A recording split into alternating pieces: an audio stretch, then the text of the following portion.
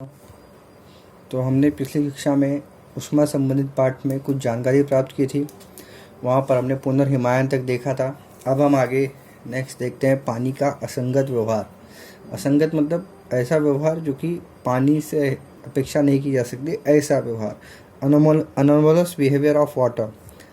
तो इसमें क्या दिया गया है वो देखते हैं। सबसे पहला कि पानी, आप जानते हो पानी, आप उसके बारे में काफ़ी कुछ जानते हो। पानी एक उत्तम विलायक है, पानी के बहुत सारे गुणधर्म भी हैं, बट ऐसे कौन सा गुणधर्म है जो कि असंगत है।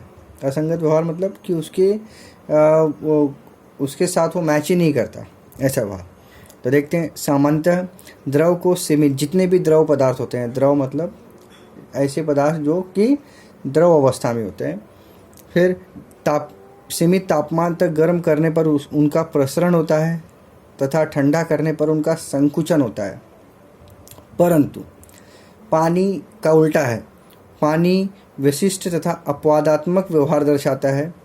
0 डिग्री सेल्सियस तापमान के पानी को गर्म करने पर 4 डिग्री सेल्सियस तापमान तक पानी का प्रसरण नहीं होता, बल्कि क्या होता है, संकुचन होता है।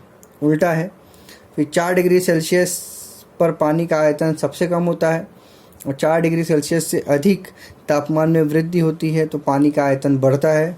और इसलिए 0 से 4 डिग्री सेल्सियस इस तापमान के बीच होने वाले पानी के इस व्यवहार को पानी का असंगत व्यवहार कहते हैं।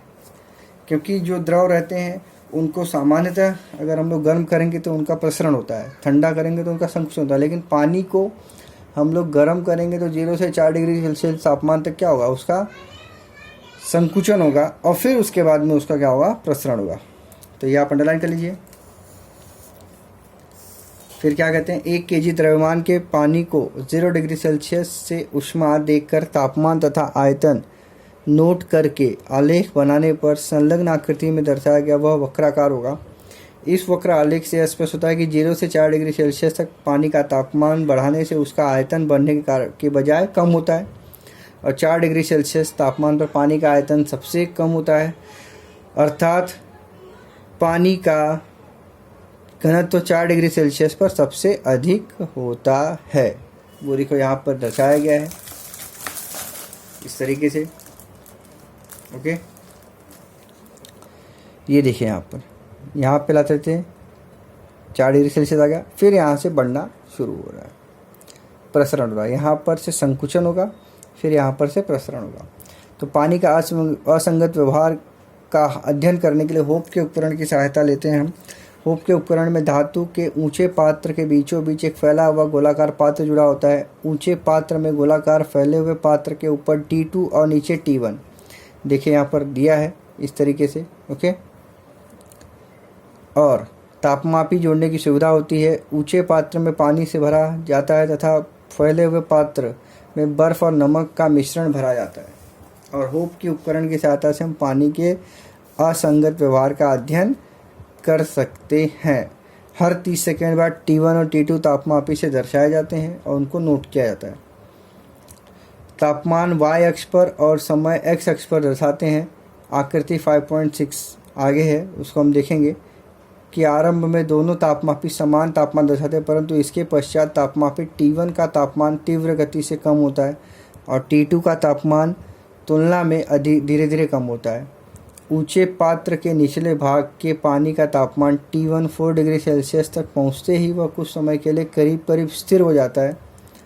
ऊपर के भाग के पानी का तापमान T2 धीरे धीरे 4 डिग्री सेल्सियस तक कम होता है और इस कारण एक ही समय में T1 तथा T2 4 डिग्री सेल्सियस तापमान दर्शाते हैं।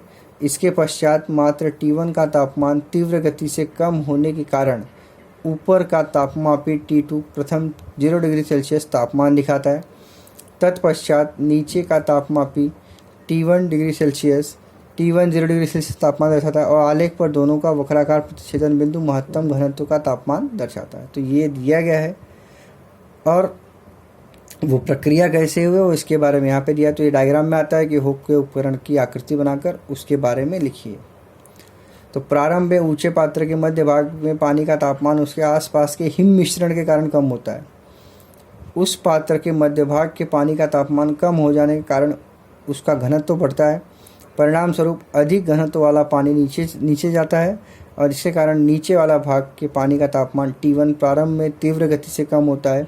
इस पात्र के निचले भाग का तापमान जब 4 डिग्री सेल्सियस हो जाएगा, ये यहाँ पर दिया देखो,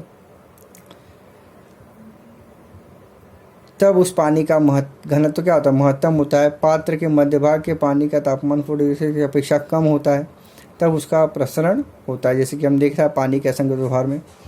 अतः उसका घनत्व कम होता है और वह तल की ओर न जाते हुए ऊपरी भाग की ओर जाने लगता है। इस कारण ऊपर के भाग के पानी का तापमान T2 तीव्र गति से कम होता है। वह क्रम से 0 डिग्री सेल्सियस तक कम होता रहता है, परंतु तल के पानी का तापमान 4 डिग्री सेल्सियस पर कुछ समय तक स्थिर रहता है और बाद में 0 डिग्री सेल्सियस तक कम होता है। तो ये आकृति है, आकृति भी आता है एग्जाम में आकृति बनाने के लिए, तो आकृति भी आप बना के रखिए, प्रैक्टिस करके रखिए। उसके बाद हम आगे देखेंगे।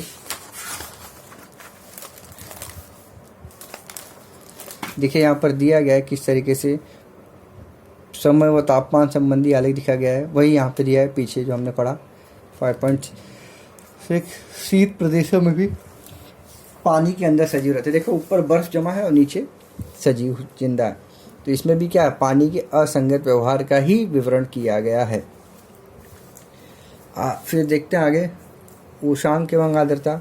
पृथ्वी का लगभग 71% पृष्ठभाग पानी से घिरा हुआ है। पानी का निरंतर वाष्पीकरण होता है, इस कारण वायुमंडल में हमेशा कुछ मात्रा में वाष्प होती है। वायुमंडल में उपस्थित वाष्प की मात्रा द्वारा दैनिक जलवायु का स्वरूप भी समझा जाता है। हवा में पानी के वाष्प के कारण हवा में निर्मित होने वाली गीलेपन और नमी को क्या कहते हैं, आर्द्रता कहते हैं। डलन कर लो इसको, आता है एग्जाम में, आर्द्रता किसे कहते हैं। दिए गए तापमान दिए गए हवा के आयतन में एक महत्तम सीमा तक समाविष्ट होती है। इस सीमा से अपेक्षा अधिक वाष्प होने पर अतिरिक्त वाष्प का रूपांतरण पानी में हो जाता है। हवा में जब पानी की महत्तम वाष्प समावेश होती है, तब उस हवा का विशिष्ट तापमान पर वाष्प से संतृप्त होती है, ऐसा कहा जाता है।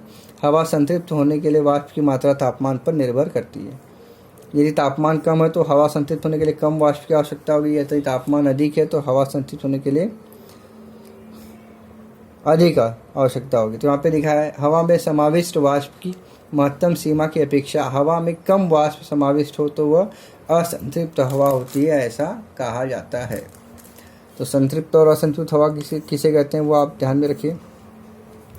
फिर एक विशिष्ट तापमान की असंतृप्त हवा को लेकर उसका तापमान कम करते गए तो तापमान कम होते समय जिस तापमान पर हवा वाष्प से संतृप्त होती है उस तापमान को उष्णांक कहते हैं।